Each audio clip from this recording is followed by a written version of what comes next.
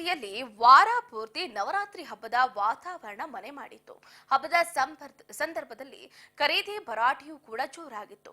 ಇನ್ನು ಸಾಲು ಸಾಲು ಹಬ್ಬಗಳು ಮುಗಿದ ಬೆನ್ನಲ್ಲೇ ಹಬ್ಬದ ಮರುದಿನ ಬೆಂಗಳೂರು ಗಾರ್ಬೇಜ್ ಸಿಟಿಯಾಗಿ ಹೋಗಿದೆ.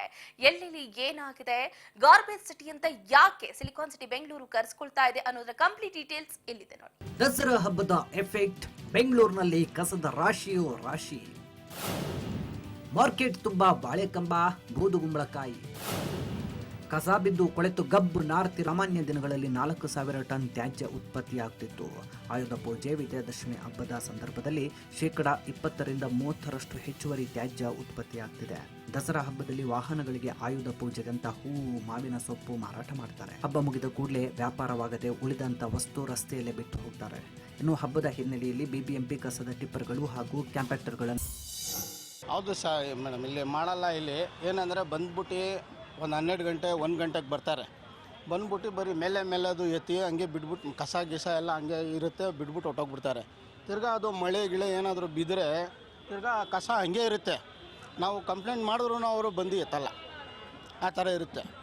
ನಾವು ಹೇಳ್ತಾ ಇರ್ತೀವಿ ಅವ್ರಿಗೆ ಕ್ಲೀನ್ ಮಾಡಿ. ನಮ್ಮ ಅಂಗಡಿ ಇಲ್ಲಿರೋದು ನಾವು ಏನಕ್ಕೆ ಅಂದರೆ ನಮ್ಗೆ ವಾಸನೆ ಬರುತ್ತೆ, ಅದಕ್ಕೆ ನಾವು ಕಂಪ್ಲೇಂಟು ಮಾಡ್ತೀವಿ.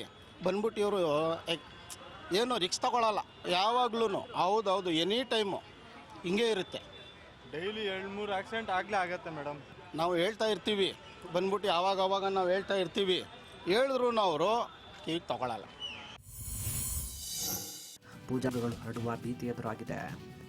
ಕ್ಯಾಮ್ರಾ ಪರ್ಸನ್ ರಾಜೇಶ್ ಜೊತೆ ಹರ್ಷಿತಾ ಪಾಟೀಲ್, ಮೆಟ್ರೋ ಬ್ಯೂರೋ, ರಾಜ ನ್ಯೂಸ್, ಬೆಂಗಳೂರು. ಇನ್ನು ಕಣದಲ್ಲೂ ಕೂಡ ಕೇಸರಿ, ಬಾಯಲ್ಲಿ ಹೇಳಿ ಕೇಸರಿ, ಈ ಒಂದು ಜಾಹೀರಾತು ಎಲ್ರಿಗೂ ಕೂಡ ಮನೆ ಮಾತಾಗಿದೆ. ಈ ಜಾಹೀರಾತಿನಿಂದಲೇ ಅದೆಷ್ಟೋ ಜನ ವಿಮಲ್ಗೆ ಆಟಿಕ್ ಕೂಡ ಆಗಿರುವುದು ಉಂಟು. ಆದ್ರೆ ಏನ್ ಮುಂದೆ ಕಣದಲ್ಲಿ ಕೇಸರಿಯ ಜೊತೆಗೆ ಕಪ್ಪೆ ಕೂಡ ಫ್ರೀ ಆಗಿ ಸಿಗ್ತಾ ಇದೆಯಂತೆ. ಕಪ್ಪೆ ಫ್ರೀನಾ? ಏನಿದು ಕಪ್ಪೆ ಕೇಸರಿ ಕತೆ ಅಂತೀರಾ? ಈ ಸ್ಟೋರಿ ನೋಡಿ ನಿಮ್ಗೆ ಗೊತ್ತಾಗುತ್ತೆ.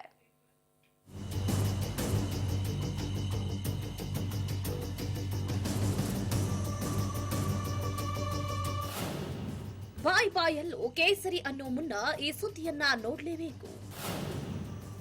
ಗುಟ್ಕಾ ಪ್ರೇಮಿಗಳೇ ಹುಷಾರ್. ಗುಟ್ಕಾ ಜೊತೆಗೆ ಕಪ್ಪೆ ಫ್ರೀ.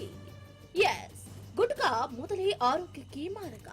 ಅದರ ಜೊತೆಗೆ ಈಗ ಗುಟ್ಕಾದಲ್ಲಿ ಏನಿರುತ್ತೆ ಅಂತ ಒಮ್ಮೆ ಚೆಕ್ ಮಾಡ್ಕೊಳ್ಳಿ. ಕಣದಲ್ಲೂ ಕೇಸರಿ ಅನ್ನೋ ಗುಟ್ಕಾದಲ್ಲಿ ಈಗ ಕಪ್ಪೆ ಕೂಡ ಆಡ್ ಆಗಿದೆ. ವಿಮಲ್ ಪ್ಯಾಕೆಟ್ ಓಪನ್ ಮಾಡ್ತಾ ಇದ್ದಂತೆ ಗ್ರಾಹಕರು ಶಾಕ್ ಆಗ್ಬಿಟ್ಟಿದ್ದಾರೆ ಕಣ್ರಿ. ಗುಟ್ಕಾ ಪ್ಯಾಕೆಟ್ ನಲ್ಲಿ ಸತ್ತ ಕಪ್ಪೆ ಮರಿ ಪತ್ತೆಯ ಈ ವಿಡಿಯೋ ಸದ್ಯ ಸೋಷಿಯಲ್ ಮೀಡಿಯಾದಲ್ಲಿ ಸದ್ದನ್ನ ಉಂಟು ಮಾಡ್ತಾ ಇದೆ. ಎಸ್, ಯಶವಂತಪುರದ ಜೆಪಿ ಪಾರ್ಕ್ ವಾರ್ಡ್ ನಲ್ಲಿರುವ ಮಂಜುನಾಥ ಕಾಂಡಿಮೆಂಟ್ಸ್ ನಲ್ಲಿ ಕಂಡು ಬಂದ ದೃಶ್ಯ ಇದು. ಈ ಒಂದು ವಿಡಿಯೋ ಸದ್ಯ ಗುಟ್ಕಾ ಪ್ರಿಯರಲ್ಲಿ ಆತಂಕವನ್ನು ಮೂಡಿಸಿದೆ. ಯಶವಂತಪುರದಲ್ಲಿ ಗ್ರಾಹಕರೊಬ್ಬರು ಖರೀದಿಸಿದ ವಿಮಲ್ ಗುಟ್ಕಾದಲ್ಲಿ ಸತ್ತ ಕಪ್ಪೆ ಕಾಣಿಸಿಕೊಂಡಿದೆ. ಇನ್ನು ಗುಟ್ಕಾ ಮೊದಲೇ ಜೀವಕ್ಕೆ ಮಾರಕ, ಅದನ್ನ ಸೇವಿಸುವುದೇ ತಪ್ಪು. ಇದನ್ನ ತಿಂದು ಅದೆಷ್ಟೋ ಜನ ನರಕ ಅನುಭವಿಸ್ತಾ ಇದ್ದಾರೆ. ಇದರ ಜೊತೆಗೆ ಈಗ ಇಂತಹ ಘಟನೆ ಇನ್ನಷ್ಟು ಆತಂಕವನ್ನು ಮೂಡಿಸಿದೆ.